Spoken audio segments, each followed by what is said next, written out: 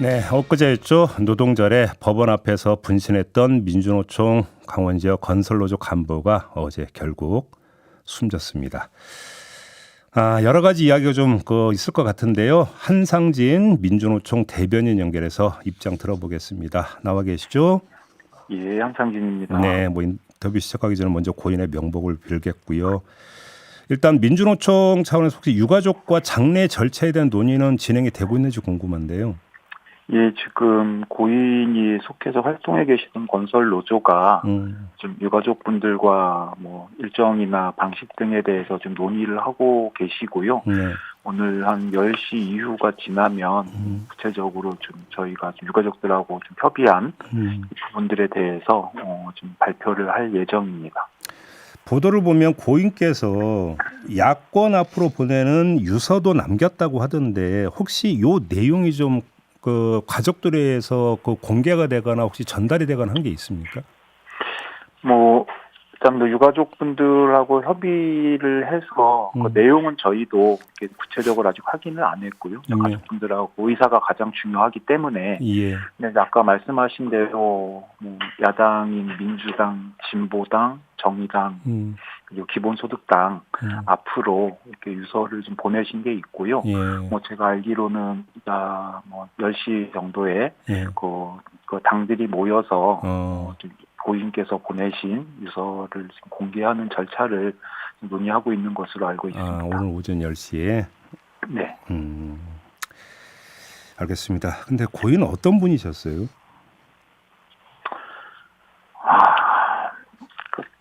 함께 일하셨던 분들 말씀을 들어보면 예. 상당히 책임감이 강하신 헌신적인 분이셨고요. 말 그대로 저희가 흔히 이야기하는 외유내강. 그래서 뭐 그렇게 표현하는 것이 가장 적절하다라고 좀 말씀드릴 수 있을 것 같아요. 상당히 헌신적이셨고 조합원들 위해서 물심양면으로 물불 안 가리고 일하셨던 그런 동지로 저희는 기억하고 있습니다. 근데 그 유가족이 한 언론과 통화에서 고인이 계속 압박 수사를 받아왔다 이렇게 주장을 했다고 전해 들었는데 혹시 관련해서 구체적으로 좀 들으신 얘기가 있습니까? 뭐 아시는 것처럼 뭐 이제 윤석열 정부 들어서 이제 건설노조에 대한 뭐 대대적인 공세가 있었지요. 그래서 뭐 13곳에 대한 건설노조 사무실 뭐 압수수색, 한 40여 명 개인에 대한 압수수색, 거기 한 950명 정도가 소환이 되고 벌써 15명이 지금 구속자가 나왔는데요. 네. 그렇게 좀 되는 과정에 보통 통상적으로 수사를 하면 압수수색 진행을 하면 이제 그것을 가지고 이제 그 다음 절차, 뭐 영장이나 이런 절차를 가는데 계속적으로 추가 조사를 하고 하면서 계속 심리적으로 압박을 지금 가하는 상태였고요. 거기에 특히 이제 참고인 신분이었던 지역의 지부장이 있으세요. 예. 이 지부장들에 대해서 수사를 막 확대하고 이분들에 대해서 뭐 영장 청구 이야기들이 나오고 하니까 이런 부분들이 되게 심적으로 좀 압박이 오셨고 또 고인께서는 그 노동조합에 대한 자부심이 상당히 있으셨는데 이것들이 확대되고 하면서 좀 상당히 이 부분의 마음의 상처를 많이 받으셨던 것으로 그렇게 알고 있습니다. 고인이 분실했던 그 엊그제 이날이 이제 영장 실질 심사일이었었잖아요. 네네. 그런데 그 고인이 분신을 했는데도 불구하고 법원은 심사를 했고 물론 기각 결정을 했습니다만 영장 실질 심사를 진행을 했는데 이 처사는 어떻게 평가를 하세요? 이게 좀 감정이 좀 격해지려고 하는데요. 어쨌든 그날 영장 실질 심사가 있는 날이었습니다. 근데 이제 상황이 발생을 한 거잖아요. 하고 사람의 목숨이 지금 경각에 달려 있는데 정해진 일정이기 때문에 연기할 수 없다라고 하는 이유를 들어서 뭐 법원은 절차를 진행을 했습니다. 근데 영장 실질 심사 연기는 이게 법에 규정해져 있는 권리이거든요. 여러 가지 정황 등을 고려해서 이후 절차를 밟아도 되는데 무리하게 가져가는 것에 대해서 저희는 상당히 유감 넘어서 분노스럽습니다. 알겠습니다. 고인의 사망 소식이 전해진 다음에 대통령실에서는 고인의 명복을 빌며 불행한 사태가 되풀이되지 않기를 바란다라는 입장을 내놨고요. 원희룡 국토부 장관은 인간적으로 너무나 안타깝게 생각하다 이런 입장을 내놨는데 이런 입장은 어떻게 받아들이십니까? 제가 지금 김종배님하고 통화하는 중에 네. 직전에 또 건설노조 경기 지역에서 활동하시는 건설노조 간부들에 대한 압수수색이 또 3명에 대해서 진행이 됐습니다. 오늘 아침에요? 예. 그러니까 결국은 뭐 대통령이 어저께 그렇게 이야기를 하고 뭐 주무장관이 국토는 그렇게 얘기한 거는 말 그대로 수사일 뿐이다. 진심이 하나도 없다.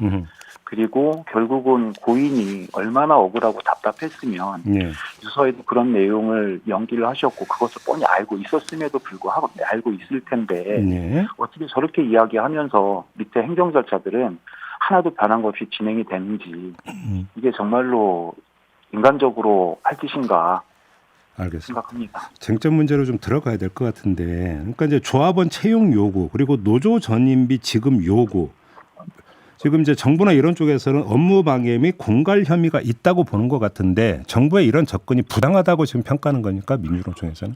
예, 맞습니다. 좀 구체적으로 좀 설명을 드리면 예. 이제 일반 기업들하고 이제 교섭하고 하고 좀 약간 다릅니다.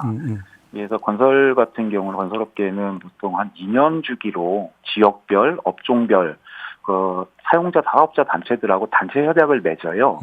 그런 거 사업자 단체에 참여했었던 업체가 이제 개별 이제 공사들을 시작을 하면 그 공사 현장에 가서 이제 단체 협약을 이행하라. 거기에는 뭐 고용 채용이라든가 이런 부분이 있는데요. 이 보통 채용은 이제 현장이 개설이 되면 그 전문 건설 업체하고 채용 계획을 문의를 합니다. 그래서 몇 명 규모다라고 하면 단체 협약대로 그럼 조합원을 몇 명을 투입을 하고 하는 과정을 논의하는 거거든요. 이것은 협의에 의해서 하고 협약에 의해서 정리된 부분을 이행하라고 하는 거예요. 이것이 어떻게 강요가 되는지 의문이고요. 또 하나는 이제 그런 상태에서 뭐 자꾸 전임비 이야기가 나오는데 일반 노동조합의 상용직들이 중심이 되어 있는 일반 노동조합과는 달리 건설업은 특히 토목건축 쪽은 일용직 노동자들이 많으시잖아요. 네, 그렇죠. 그러다 보니까 3개월, 6개월 단위로 이렇게 좀 계약이 짧아지니까 결국은 근데 건설 현장은 이제 팀 단위로 일이 진행이 되거든요. 그래서 말 그대로 팀장급, 그래서 노조 전임자들에 대한 보통 타임오프하고 적용이 안 되기 때문에 이런 부분들을 다 단체 협약으로 맺는 거거든요. 이 부분을 지키라고 했었던 거고요. 하고 이것들이 거부가 되거나 준수가 되지 않으면 이것을 이행할 것을 촉구하는 뭐 집회나 이런 것들을 여는데 이게 또 이제 공갈이 되고 강요가 돼 버리니까 이렇게 되면 이거는 결국 헌법이 규정하고 있는 노동 3권을 정면으로 부정하는 게 됩니다. 그렇기 때문에 저희들은 이 부분에 대해서 단체 협약에 준해서 이것을 지킬 것을 요구하는 정당한 행위입니다. 그럼 아마 이제 이런 영상을 뇌리에 떠올리시는 분들이 계실 것 같아서 질문 드리는데요. 몇 번 보도가 나왔죠. 그러니까 좀 규모가 큰 공사 발주 현장에서 민주노총 소속 조합원들과 한국노총 소속 조합원들이 갈등을 벌이고 몸싸움을 벌이는 이런 장면들이 몇 번 언론 보도를 탄 적이 있었거든요. 이런 현상은 왜 발생하는 겁니까? 그러니까 결국은 이게 지금 건설업 같은 경우도 뭐 경기에 상당히 민감한 업종이지요. 그리고 이제 조합원들 같은 저희가 전체적으로 사실 경기가 안 좋아지다 보면 상대적으로 좀 진입 장벽이 낮은 업종으로 이렇게 좀 노동 인구들이 이제 노동력들이 이동을 하게 됩니다. 근데 이제 일자리는 한정이 되어 있고 그런 상황에서 아까 말씀드렸던 조합원 채용과 관련되는 단체 협약 이것을 준수할 것을 요구하고 하는 과정에서 뭐 일부 현장에서 제가 드린 질문의 취지는 단체 협약이 맺어졌다면 노동자들이 갈려가지고 몸싸움을 할 이유도 없는 거잖아요, 사실은. 사용자들이 그것을 지키지 않고 따로 이렇게 외부의 인력들을 현장에다 투입을 시키는 겁니다. 그래서 그러니까 여기는 정확하게 우리 일자리인데 보장되어 있는 건데 외부에서 들어오는 인원에 대해서 막다 보니 일부 현장에서 충돌이 발생을 하는 거죠. 알겠습니다. 자, 윤석열 대통령 이걸 두고 건폭이라는 표현도 쓴 바가 있잖아요. 이 건폭이라는 표현은 어떻게 받아들이세요? 전에도 한번 말씀드렸는데요. 저희가 뭐 조폭, 학폭, 주폭 뭐 하면서 폭자가 붙이면서 이거 아주 부정적인 이미지, 뉘앙스를 선제적으로 심어주는 거거든요.